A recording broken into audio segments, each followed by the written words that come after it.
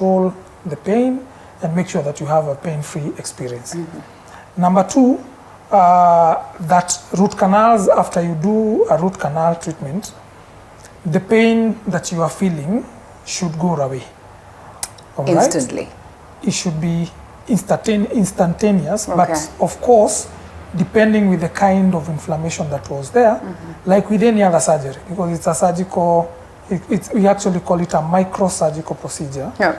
Like with any other surgical procedure, there is always post-operative discomfort, which usually disappears within days. So the post-operative discomfort should not be comparable to the pain that you are feeling before. Right. So if there is pain, there are two things. Number one, either if there is excruciating pain that is even, similar to what you are having, number one, either the root canal was not done properly, because it's a very delicate procedure. There are actually dental surgeons who go to specialize on doing root canals. So it's not a procedure for just anyone, right? It's very, very delicate. So there are people who go specialize, they are called endodontists, right? Just to do root canals. Okay. So if you unfortunately fall in the wrong hands, definitely you might have either the canals were not found. Then the canals are these things that we talked about, yes, where the nerves, and each different teeth have different number of canals. Okay. So you find, like, for example, you may find a molar has 4.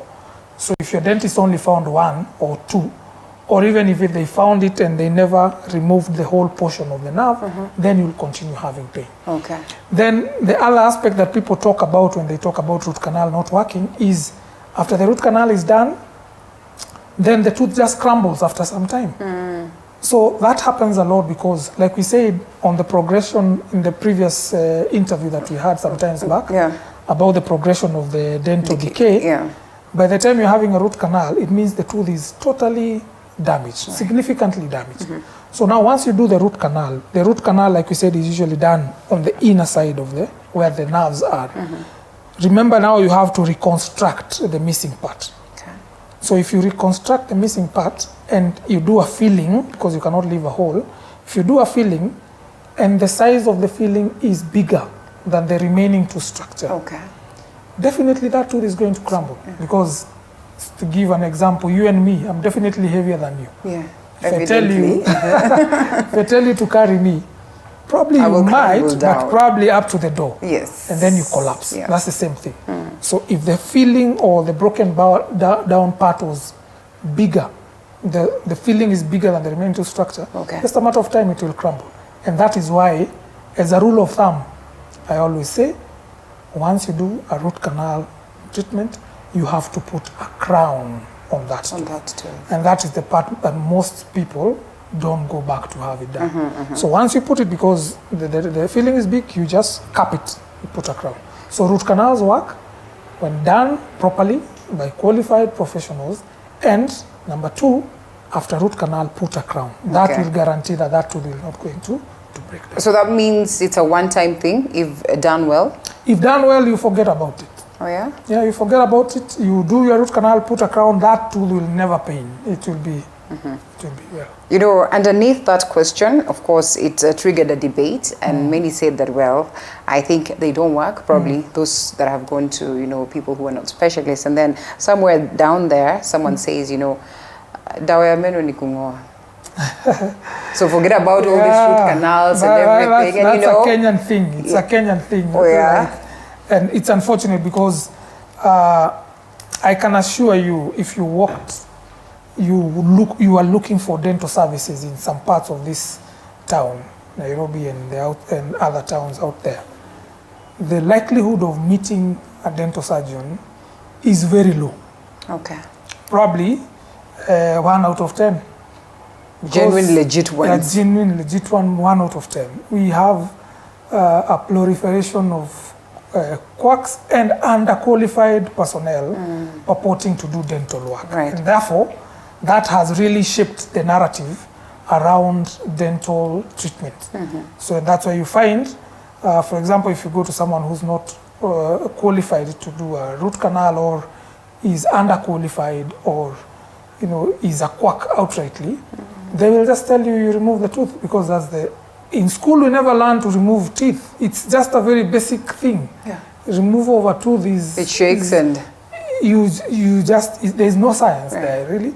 It's not so much. It's really, so long as you have the tools, you can do it. Of course, not professionally, but now those people just tell you to remove it. Okay. And I think in a previous interview which you did to me, I gave you that example that if you chop off, you just cut your finger as you are chopping your vegetables, or if you have an accident and you break your leg, you don't go telling them to chop it off. The same way you don't say that, is the same way that you should treat your teeth. Teeth are part of your body and therefore should be preserved. The first option should be maintaining and preserving that tooth. Because even if you want to replace, first of all, you will never feel the same. It's never the same. If you have your natural teeth, the better. And number two, for you to have a proper replacement, proper permanent replacement, we are not looking at anything below 100,000. So ask yourself, do you want to lose a tooth or do you want to keep it? Now, I don't know whether you have met these ones that sometimes decide that beauty goes beyond them having, you know, all the set of, teeth. And so they want to remove this particular one here. And they look beautiful. I don't know whether there are others who've lost it, like the usual and normal thing, naturally. But there are others who just literally go to, you know, the dentist and they say that I want this one removed for purposes of beauty. Like you rightly said, you know, beauty is something that can be perceived differently by different people. Just to follow up from what you said, I have patients who come to close their midline diastema, mwanya. And there are others who want to there are others now who want me to create a mwanya. So that tells you really beauty is not constant. And even in our culture, you find that some of our forefathers used to remove some particular teeth in different communities. So it's like in the Kamba community, they used to shape their teeth to look like vampires. You know, they'd shape their teeth they'd file their teeth to look sharp. And to them that was beautiful. So it's a very subjective matter. And really, you know, you cannot define beauty, but in dentistry, of course, there is what we call beautiful, an ideal occlusion, an ideal bite.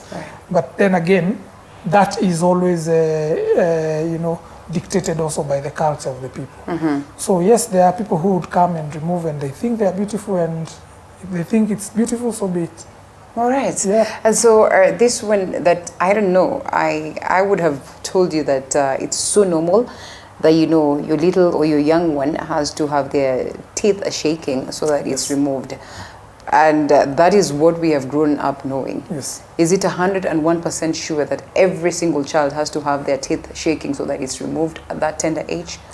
The primary teeth? Yes. The primary teeth or milk teeth, they are meant to come out to preserve, I mean to give way for the permanent teeth to grow.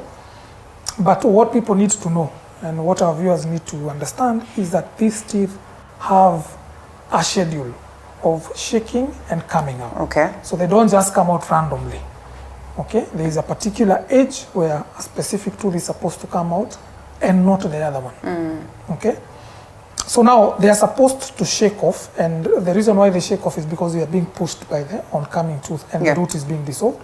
So they are meant to shake off and come out. But however, in some cases, some few cases, you find that the permanent tooth is coming behind, especially on the lower side. It's coming behind the milk tooth, and the milk tooth is still firm. So in such cases, you're supposed to go to the dentist and have it removed, because it's not easy to remove it. But in cases where, for example, mostly I see in the back teeth, where a patient has a cavity on a back tooth, and the parent comes and says, "You toy, another one is going to grow." That is wrong, because milk teeth are very important. Number one, like we said, you are supposed to have them up to a particular, you know, predetermined age. So if you lose that tooth before, the permanent tooth is ready to come out. Because it doesn't just come out because you've removed the milk tooth. Yeah. It comes out because it's the right time to come out. Okay. So if you remove that tooth before, what will happen is the space will close. And now when the permanent tooth is ready to come out, it will not have space to grow. Yeah. So it will start growing from the side.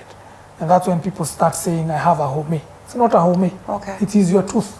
Right. But it doesn't have space to grow because you removed the milk teeth prematurely. Yeah. So milk teeth are very important, and they are important for chewing. They're important for making the baby look nice. They're also important for preserving.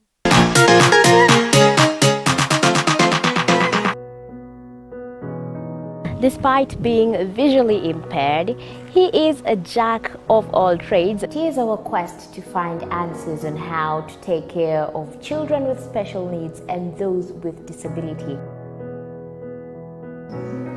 You do not need to see musical notes to understand music, but rather to have your soul feel the vibe.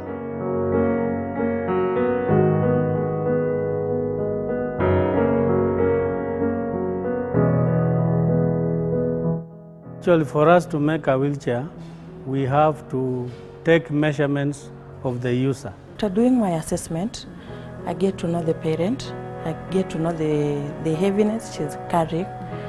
Disability comes at different stages of life.